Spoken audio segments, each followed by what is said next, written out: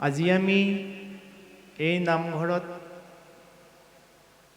উপবিষ্ট হোৱা মূল কাৰণ হ'ল পৰম ব্ৰহ্ম ভগৱন্তৰ গুণনাম শ্ৰৱণ আৰু কীৰ্তন কৰা।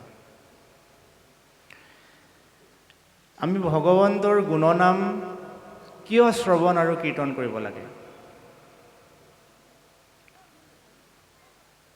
ভগৱন্তৰ গুণনাম শ্ৰৱণ আৰু কীৰ্তন কৰিব লাগে বুলি আমাৰ মা দেউতা, ভকত বৈষ্ণৱ, সমাজৰ অগ্ৰজসকলে আমাক এই কাৰণেই কৈছে যে কৃষ্ণ নাম বিনে নাহি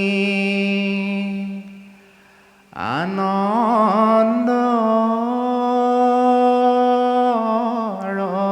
স্থান পৰম মধুৰ ৰস জানি কৰা পান। আমাৰ প্ৰত্যেকজন মানুহকে ঈশ্বৰৰ নাম আমাৰ অগ্ৰজসকলে এই কাৰণেই শ্ৰৱণ কীৰ্তন কৰিবলৈ কৈছে যে কৃষ্ণ নাম বিনে নাহি আনন্দৰ স্থান। এই বিশ্বব্ৰহ্মাণ্ডত যিমানবোৰ আনন্দৰ মুহূৰ্ত আছে, আনন্দৰ স্থান আছে, আটাইবোৰ স্থানেই খন্তেকীয়া, সময়ত ম্লান পৰি যায়। কিন্তু কৃষ্ণ নাম ই দোপতদোপে আগুৱাই যায়। গতিকে প্ৰত্যেকজন পিতৃ মাতৃয়ে যেনেকৈ নিজৰ সন্তানটো উন্নতি হোৱাটো বিচাৰে, তেনেকৈ সাধু সন্ত মহন্তসকলে সমগ্ৰ মানৱ জাতিয়ে কল্যাণ হোৱাটো বিচাৰে। সেইকাৰণে আমি সকলো মানৱ জাতিয়ে ঈশ্বৰৰ নাম শ্ৰৱণ কীৰ্তন কৰিবলৈ সুবিধা হওক বুলি ভকতসকলে আমাক আহ্বান কৰে। এইখিনিতে এটা কথা, আমাক জ্যেষ্ঠজনে ঈশ্বৰৰ নাম শুনিবলৈ কৈছে বুলিয়ে আমি য'তে ত'তে শুনিলে আমি লাভৱান হ'ব নোৱাৰিম। ঈশ্বৰৰ নাম শুনিলে লাভৱান হয়, সত্য কথা, কিন্তু য'তে ত'তে যেতিয়াই তেতিয়াই ঈশ্বৰৰ কথা শুনিলেও বোলে মানুহ লাভৱান নহয়। তেতিয়াহ'লে ক'ত, কেতিয়া, কেনেকৈ শুনিলে মানুহ লাভৱান হয়? মহাভাগৱতে উক্তি দিছে, অসাধু সংগে কৃষ্ণ কথা যিজনে শুনয় কীৰ্তাৰ্থ হয় আদি নাহিকে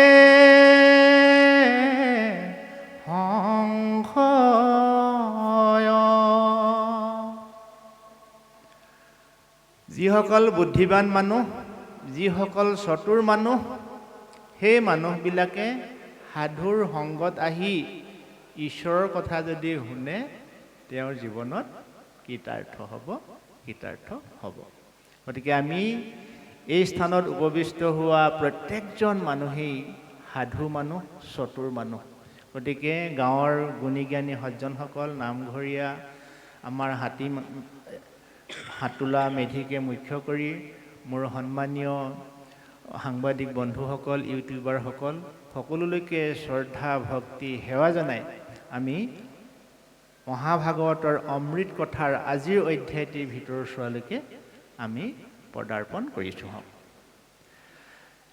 আমাৰ সন্মানীয় পাঠকদ্বয়ে শ্ৰীমদ ভাগৱত শাস্ত্ৰৰ ৪ৰ্থ স্কন্ধ বৰ্ণনা কৰিছে। এই মহাভাগৱতৰ 12টা স্কন্ধৰ ভিতৰত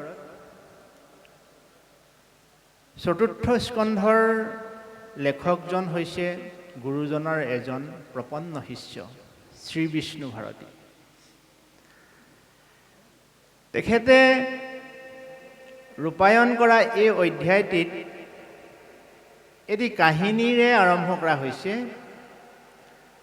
কাহিনীটো আৰম্ভ হৈছে এজন ৰজাৰ পৰা। ৰজাজনৰ নাম হৈছে উত্তানপাদ ৰজা। সকলো সাধুসকলে মন কৰিব আৰু বিশেষকৈ মোৰ সতীৰ্থ যুৱ বন্ধুসকলে কথাখিনি মন কৰিব। আজি অনুষ্ঠানটিত গুণী জ্ঞানী মোৰ দেউতাতুল্য মাহঁতৰ সমবয়স দাদা জ্যেষ্ঠসকলৰ পৰা আমি পৰামৰ্শ ল'ম, কিন্তু আমি বন্ধু আৰু অনুজসকলক পৰামৰ্শ দিম, নহয়নে বাৰু? গতিকে বন্ধুসকলৰ যদি ভাগৱতৰ ওপৰত কিবা নুবুজা কথা থাকে, অনুজসকলৰ দেই, জ্যেষ্ঠসকলৰ কোৱা নাই, জ্যেষ্ঠসকলে বুজাই দিবলৈ ইয়াত সাজু আছে। কাৰণ মনৰ সংশয় ছেট কৰিবই লাগিব, নহ'লে ইমান নিশাপৰ আমি ইয়াত আহিছোঁ, কিবা এটা আমাৰ লাভ হ'ব লাগিব নহয়। আপোনাৰ হাবিও ঘৰৰ দহুবন কাটি কৰি আহিছে, প্ৰত্যেকজনৰে আমাৰ লাভৰ এটা টোপোলা লৈ আমি ঘৰলৈ যাব লাগিব। গতিকে আমি আশাবাদী আপোনাৰ সবৰ মনত যদি খুৰধুৰণি কিবা জানিব লগা থাকে উপস্থাপন কৰিব পাৰিব। আমি বিষয়বস্তুৰ মাজলৈ সোমাইছোঁ।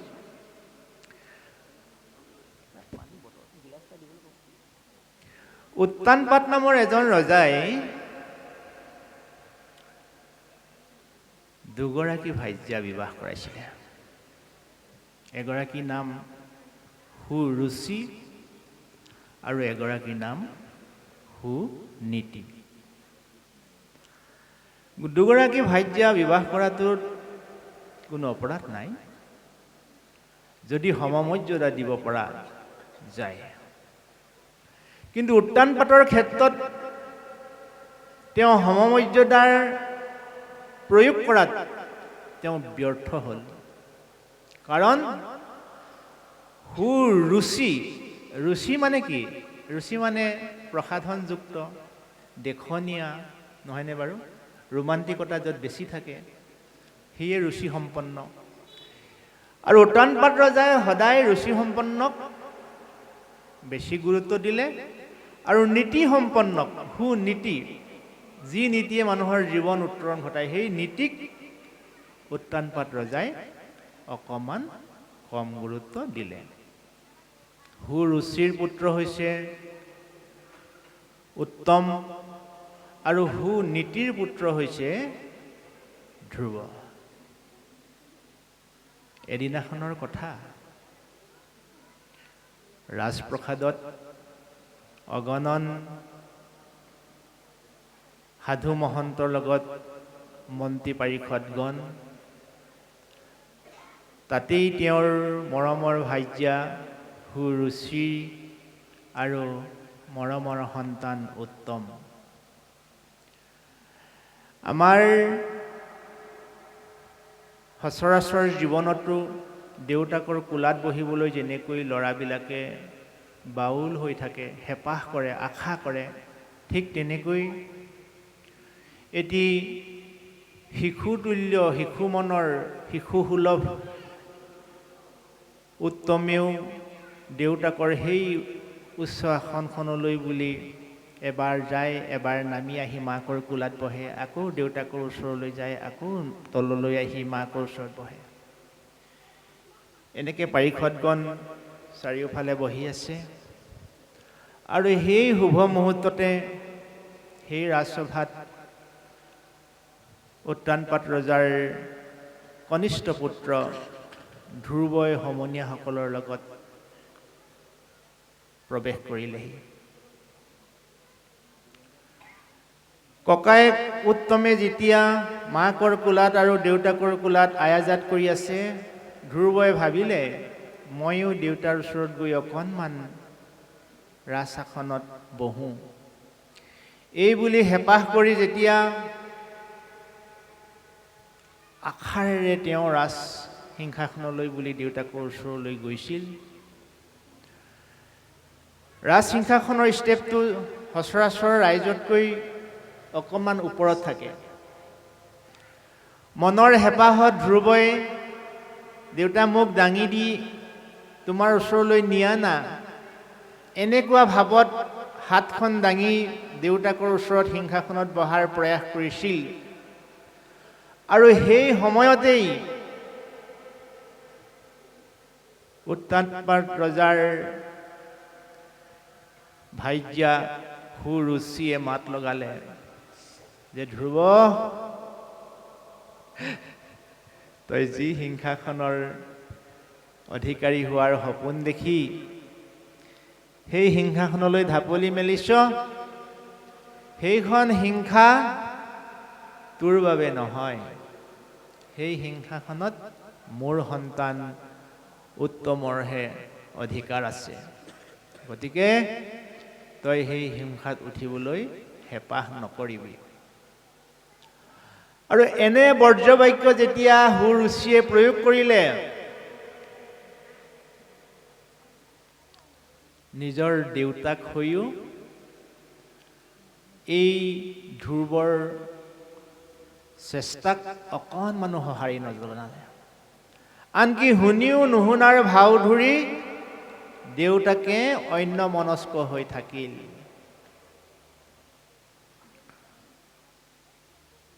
লাজ অপমানেৰে জৰ্জৰিত হ'ল ধ্ৰুৱ। এবাৰ দেউতাকৰ মুখলৈ চাইছে, এবাৰ মাহীয়াই মুখলৈ চাইছে। উপায়ন্তৰ হৈ দুখ বেদনা বিষাদেৰে যেতিয়া জুমুৰি ধৰি পৰিলে, তেতিয়া তাৰ পৰা লৰ মাৰি ওলাই আহিলে নিজৰ মাকৰ ওচৰলৈ। মাকৰ ওচৰলৈ আহি ইমানেই কান্দিলে যে মনৰ কথাখিনি কওঁ বুলিও ক'ব পৰা নাই। আৰু এই বিশ্ব ব্ৰহ্মাণ্ডত এগৰাকী মাতৃয়ে মনত কেতিয়া কষ্ট পায়? যেতিয়া সন্তানৰ বিপদ হয়, সন্তানৰ যেতিয়া অভাৱ হয়, সন্তানৰ যেতিয়া সমস্যা হয়, তেতিয়া মাতৃৰ মনত এক বুজাব নোৱাৰা বিষাদ বাহ লয়। মাকে বুজিয়েই পোৱা নাই যে ল'ৰাটো কিয় কান্দিছে, কি হ'ল। লগৰীয়াবিলাকে ধ্ৰুৱই নোকোৱা কাৰণে মাকক কথাখিনি ক'লে যে হে মাতৃ, আমি আটাইখিনি লগ লাগি ৰাজপ্ৰসাদত প্ৰৱেশ কৰিছিলোঁ। যি সময়ত উত্তমে দেউতাকৰ কোলাত বহি আছিল, সেই সময়ত ধ্ৰুৱয়ো সেই সিংহাসনলৈ বুলি হাত মেলিছিল। আৰু দেউতাকে অকণো সঁহাৰি নজনালে, বৰঞ্চ মাহীয়াই এওঁক ককৰ্ষণা কৰিলে, অপমান কৰিলে। আৰু সেই অপমানৰ দুখ সহিব নোৱাৰি তেওঁ বিনাই কান্দিছে মা। এইবুলি যেতিয়া আই সুনীতিক অৰ্থাৎ ধ্ৰুৱৰ মাতৃক লগৰীয়াবিলাকে বুজাই ক'লে, তেতিয়া সেই দৃঢ়মনা সুদূৰ প্ৰসাৰী গুণী জ্ঞানী মাতৃ সুনীতিয়ে ধ্ৰুৱক কেনেকৈ বুজাইছিল, এই কথাখিনি আজিৰ সমাজত আমাৰ বাবে অতীৱ প্ৰয়োজন। এগৰাকী মাতৃৰ প্ৰকৃত ভাৱনা কেনেকুৱা হ'ব লাগে, এই কথাখিনিক এই অধ্যায়টিত খুব সুন্দৰকৈ বৰ্ণনা কৰা হৈছে। ধ্ৰুৱৰ মাতৃয়ে নিজৰ ল'ৰাটোক মৰমেৰে এই হাতখন এনেকৈ মূৰত মোহাৰি বুলাই কৈছিলে, বোপাই, সুৰুচি বুলিল যত হিত উপদেশ, পূৰ্ব জন্মে জাতো নাৰাধিলিৰি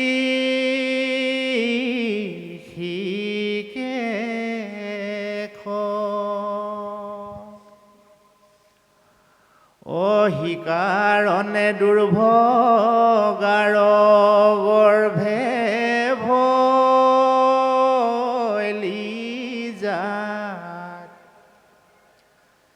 ইজন্মত মাধৱক আৰাধা খ্যাত। বোপাই, তই বেজাৰ নকৰিবি, শুন, তোক মাহীয়াই বেয়া কথা কোৱা নাই। বোপাই, সুৰুচি বুলিল যত হিত উপদেশ, পূৰ্ব জন্মে জাতো নাৰাধিলি ঋষিকেশ। সেইকাৰণে দুৰ্ভগাৰ গৰ্ভে ভৈলি জাত, ইজন্মত মাধৱক আৰাধা সাক্ষাৎ। গতিকে বোপাই, তই যদি পূৰ্বজন্মত ঈশ্বৰক আৰাধনা কৰিলিহেঁতেন, মোৰ দৰে দুৰ্ভগীয়া এগৰাকীৰ সন্তান তই নহ'লিহেঁতেন। গতিকে এতিয়াও সময় আছে বোপাই, এই জন্মত মাধৱক আৰাধা সাক্ষাৎ। কিয় এই জন্মত মাধৱক আৰাধনা কৰিব লাগে? কমল নয়ন এক নাৰায়ণ বিনে, তুৰইতো দুখ খন্দাই বেক পাৰে কোনে। যদিহে বাঞ্ছ বোপাই উত্তম সম্পত্তি, ভজ দেৱে ভকত বৎসল যদুপতি। অতি তাৎপৰ্যপূৰ্ণ এই বিষয়টি আমাৰ বিশেষকৈ মাতৃসকলে মন কৰিব লাগে। এই বিশ্বব্ৰহ্মাণ্ডত সন্তানে যদি বেছিকৈ গুৰুত্ব দিয়ে, নিজৰ মাকক বেছিকৈ গুৰুত্ব দিয়ে। বিশ্বব্ৰহ্মাণ্ডৰ সকলোৰে, অকল আমি মানুহৰ ক্ষেত্ৰতে নহয়, প্ৰতিটো জীৱৰে আপুনি চাবচোন, চৰাই পোৱালি এটাৰো যেতিয়া ভোক লাগি থাকে, এগৰাকী মাতৃয়েই তাক যতন লয়, সি বাপেকে যতন নলয়। গৰু পোৱালীয়েটোক মাতৃয়েই মৰম কৰে। আমাৰ মানুহখিনি কথাৰ ক্ষেত্ৰতো তদ্ৰূপ কম নহয়। সন্তানে মাতৃৰ কথা বেছিকৈ গুৰুত্ব দিয়ে। গতিকে মাতৃয়ে মৰমত হাত বোলাই কৈছে, কান্দি কান্দি থকা, ফেকুৰি ফেকুৰি কান্দি থকা সেই ল'ৰাটোক মৰমৰ হাতখন বোলাই কৈছে, বোপাই কমল নয়ন এক নাৰায়ণ বিনে, তোৰ ইটো দুখ খন্দাই বেক পাৰে কোনে। যদিহে বাঞ্ছহ বোপাই উত্তম সম্পত্তি, ভজতেৱে ভকত বৎসল যদুপতি। ভকত বৎসল মানে কি? ভকত বৎসল মানে ভকতৰ আজ্ঞাবাহী। ভকতৰ আজ্ঞাবাহী কোন? যদুপতি। যদুপতি কোন? জগতৰ ঈশ্বৰ অনাদি অনন্ত শ্ৰীহৰি নাৰায়ণ, যি নাৰায়ণে এইয়া শংখ চক্ৰ গদা পদ্মৰে বিভূষিত হৈ থাকে। চাৰি হাতে চাৰি অস্ত্ৰ কাৰ থাকে? জগতৰ ঈশ্বৰ নাৰায়ণৰ। আমাৰ ভকতসকলে তাকেই সুন্দৰকৈ সজাইছে, শংখ চক্ৰ গদা পদ্ম। ভকত বৎসল, এই জগতৰ ঈশ্বৰজন ভকতৰ বৎসল, ভকতৰ আজ্ঞাবাহী। গতিকে ভকত বৎসল যদুপতিক যি মনুষ্যই ভজনা কৰে, সেই মনুষ্যৰ জীৱনত দুখ দুৰ্দশা অপায় অমংগল বহু দূৰ আঁতৰত থাকিব। মোৰ বন্ধুসকলে কথাষাৰ গম পালেনে? আমি জীৱনত কিয় ঈশ্বৰক সেৱা কৰিব লাগে? আমাৰ অগ্ৰজসকলে জানে, জ্যেষ্ঠসকলে ভকতসকলে জানে ঈশ্বৰক কিয় সেৱা কৰিব লাগে। কিন্তু আমি অনৌসকলে এই কাৰণেই আজি অনুষ্ঠানলৈ আহি আমি কথাটো জানিব লাগিব যে আমি ঈশ্বৰক কিয় সেৱা কৰিব লাগে। আমি যদি ঈশ্বৰক সেৱা কৰোঁ, তেতিয়াহ'লে আমাৰ জীৱন উত্তৰণ হ'ব। যিটো কাম আনে কৰিব নোৱাৰে, সেই কামটো মই কৰিব পাৰিম। কেতিয়া পাৰিম? যদি মই ভগৱন্তক সন্তুষ্ট কৰিব পাৰিছোঁ। আৰু ভগৱন্তক সন্তুষ্ট কৰিবলৈ হ'লে ভকতৰ যোগেদিহে সম্ভৱ হ'ব। ভকতৰ অবিহনে, সাধুৰ সংগৰ অবিহনে মানুহে ভগৱন্তক সন্তুষ্টি কৰিব পৰা নহ'ব। গতিকে সাধুৰ সংগৰ যোগেদি ভকত বৎসল ভগৱন্তক আৰাধনা কৰিব লাগিব, এই বুলি যেতিয়া মাতৃৰ মুখেৰে ধ্ৰুৱই গম পালে, তেতিয়া তেওঁৰ মনত এটা চিন্তা হ'ল যে কেনেকৈ তেওঁ ঈশ্বৰক আৰাধনা কৰিব। কিন্তু এটা কথা ঠিক যে মাহীয়াই কোৱা কথাখিনি আৰু নিজৰ মাতৃয়ে কোৱা কথাখিনি একেই হৈছে, যে ঈশ্বৰক আৰাধনা কৰাৰ বাদে মানুহে সফল জীৱনৰ গৰাকী হ'ব নোৱাৰে। এই কথাষাৰ তেখেতৰ মনস্পটত বাঁহ ল'লে। গতিকে উপায়ন্তৰ হৈ এদিন মাছ নিশা ঘৰৰ পৰা তেওঁ গভীৰ অৰণ্যলৈ ঢাপলি মেলিলে। উদ্দেশ্য ঈশ্বৰ উপাসনা। দুৰ্গম স্থানত উপবিষ্ট হৈ দেখিলে চাৰিওফালে আন্ধাৰ, বিষাদ ভৰা এটা পৰিৱেশ। আমি এটা কথা জানো যে ভগৱন্ত ভকত বৎসল। যিদিনাখন মহাভাগৱতৰ স্ৰষ্টা দ্ৰষ্টা মুৰব্বী লেখক ব্যাসদেৱে অস্থিৰতাত ভুগিছিল, সেই অস্থিৰতা দূৰ কৰিবৰ কাৰণে ভগৱন্তৰ একান্ত ভকত নাৰদ মুনি আহি তেওঁক বিধান দিছিল যে হে ব্যাসদেৱ, তোমাৰ মনৰ অস্থিৰতা স্থিৰ কৰিবলৈ হ'লে তুমি অনাদি অনন্ত শ্ৰীহৰিৰ গুণনাম সমৃদ্ধ এনে এখন ধৰ্মগ্ৰন্থ ৰচনা কৰিব লাগিব। আৰু নাৰদ মুনিৰ সেই আপ্তবাক্যক শিৰত লৈ ব্যাসদেৱে 14 শাস্ত্ৰ 18 পুৰাণ লেখাৰ পিছতো পবিত্ৰ শ্ৰীমদ ভাগৱত শাস্ত্ৰ লিখিবলৈ বাধ্য হ'ল। আৰু সেইজন মহৰ্ষি নাৰদেই আজি এই বিপদৰ সন্ধিক্ষণত এটি জয়াল নিশা ধ্ৰুৱক আহি লগ দিলেহি যে হে ধ্ৰুৱ, হে শিশু, তুমি কলৈ যোৱা? যেতিয়া গোটেই কথাখিনি ধ্ৰুৱই বৰ্ণনা কৰিলে, তেতিয়া নাৰদ মুনিয়ে ধ্ৰুৱক বহু উপমাৰে বুজনি দিছিল যে তুমি এতিয়া শিশু হৈ আছা, তুমি মান অপমানৰ কথা চিন্তা কৰিব নালাগে, তুমি ঘৰলৈ উভতি যোৱা, যেতিয়া সময় হ'ব তুমি ঈশ্বৰ উপাসনা কৰিবা, ইত্যাদি ইত্যাদিয়ে ধ্ৰুৱক উভতাই পঠাবলৈ নাৰদ মুনিয়ে বহু চেষ্টা কৰিছিল। কিন্তু দৃঢ়মনা মনৰ ধ্ৰুৱই এইবোৰ কথাত যেতিয়া বিচলিত নহ'ল, তেতিয়া উপায়ন্তৰ হৈ নাৰদ মুনিয়ে পৰম ব্ৰহ্ম ভগৱন্তক কেনেকৈ আৰাধনা কৰিব লাগে এই মহামন্ত্ৰ শিকাই দিবলৈ বাধ্য হ'ল। এই কথাখিনি আমাক কি সূচাইছে? এই কথাখিনি আমাক ইয়াকে সূচাইছে যে আপুনি ময়ো জীৱনত যদি পৰম ব্ৰহ্ম ভগৱন্তক আৰাধনা কৰি জীৱন সফল কৰিবলৈ দুৰ্বাৰ হেঁপাহ কৰোঁ, হাবিয়াস কৰোঁ, চেষ্টা কৰোঁ, তেতিয়া আমাকো হতাশাত নিৰাশাত ভোগাবলৈ বিভিন্নজনে বাধা দিব পাৰে। তেতিয়া আপুনি মই সেই বাধাবিলাকৰ মাজেৰে আগুৱাই যাব লাগিব। তেতিয়া যিজনে আমাক বাধা দিছিলে তেওঁৱে আমাক সৎ পথৰ আকৌ সন্ধান দিবলৈ বাধ্য হ'ব। সেইকাৰণে ভাৱনা, কল্পনা, কৰ্ম এইবিলাক যদি জীৱনত স্থিৰ কৰি ল'ব পৰা যায়, মানুহ কেতিয়াও দিশহাৰা নহয়। আৰু এই মহৰ্ষি নাৰদেই শিশু ধ্ৰুৱক শিকোৱা মহামন্ত্ৰ আহক আমি সকলোৱে এবাৰ উচ্চাৰণ কৰি আমাৰো জীৱনটো পবিত্ৰ কৰোঁ। খুব সুন্দৰকৈ আপোনাভাৱে বহকচোন। আমি এটি মহামন্ত্ৰ উচ্চাৰণ কৰিম, যি মহামন্ত্ৰ উচ্চাৰণ কৰি ধ্ৰুৱই পৰম ব্ৰহ্ম ভগৱন্তৰ কৰুণা দয়া কৃপা লাভ কৰিছিল। আপুনি ময়ো ঈশ্বৰৰ কৰুণা কৃপা দয়া লাভ কৰিব লাগিব। বৰ ভক্তিৰে আমি ঈশ্বৰক হাতযোৰ কৰি প্ৰণাম কৰোঁ। আমি এই মহামন্ত্ৰ 4 বাৰ উচ্চাৰণ কৰিম, সকলোৱে সহযোগ কৰিব।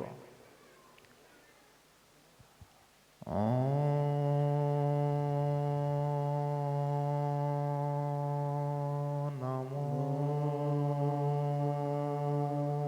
ভগৱতে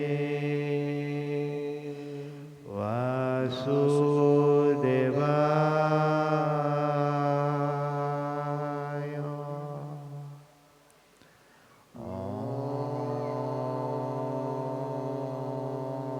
নমো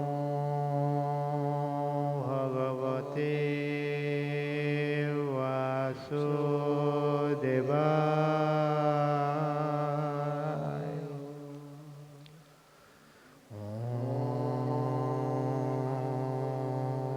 নমো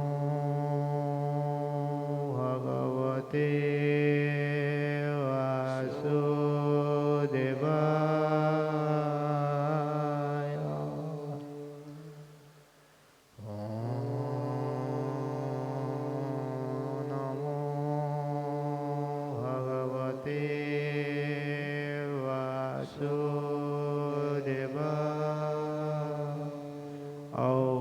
হৰি কৃষ্ণ। আমাৰ জীৱনতো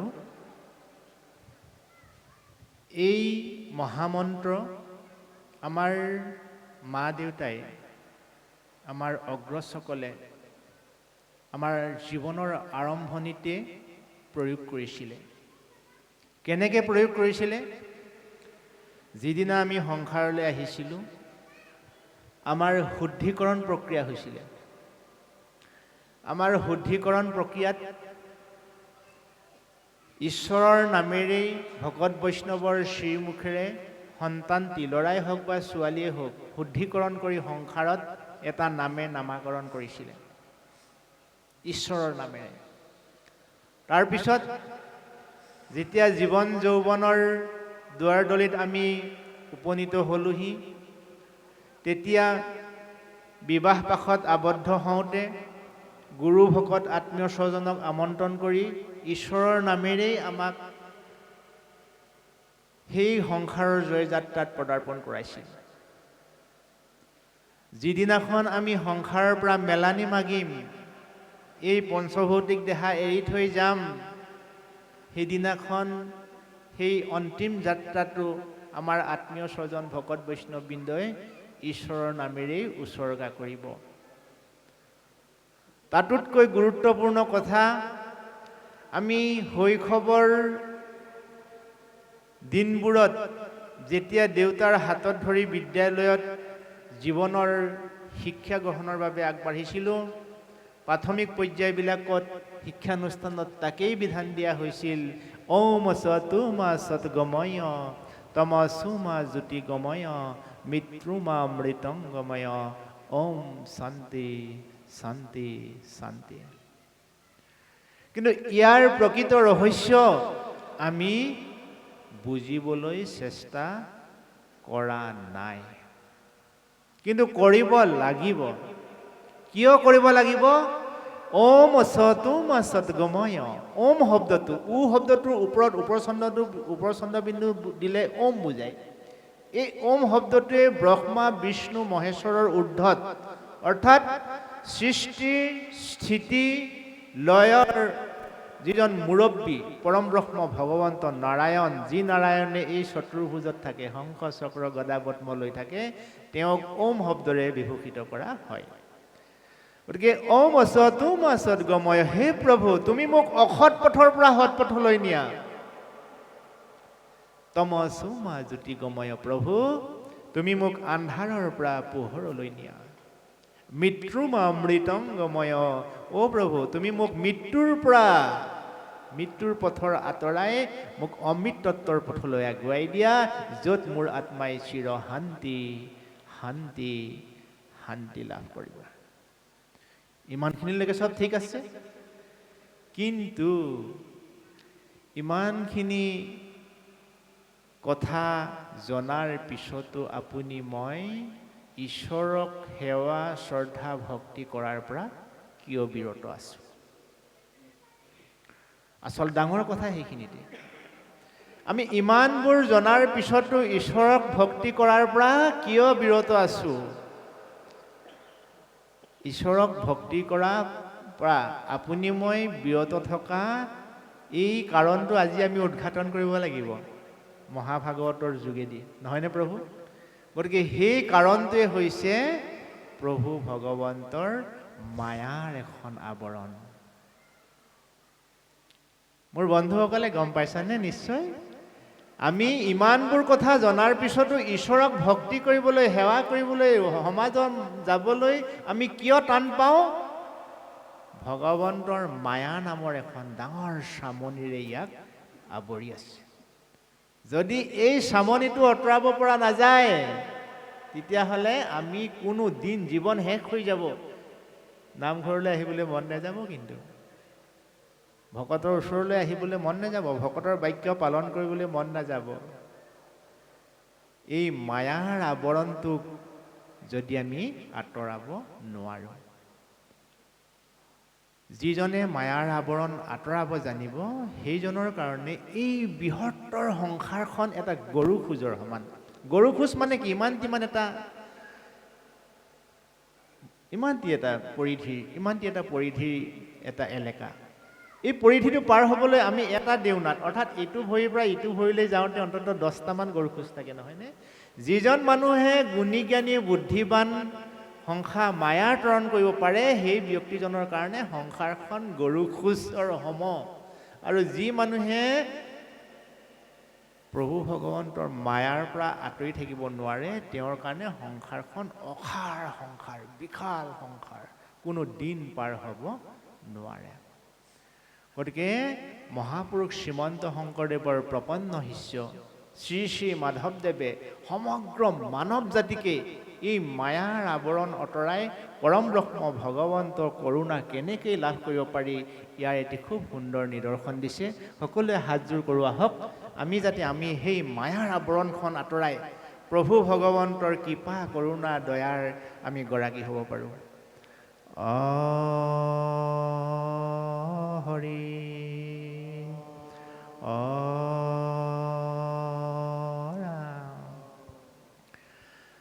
তোমাৰ মায়াৰে মন মোহিয়াছে, হৰি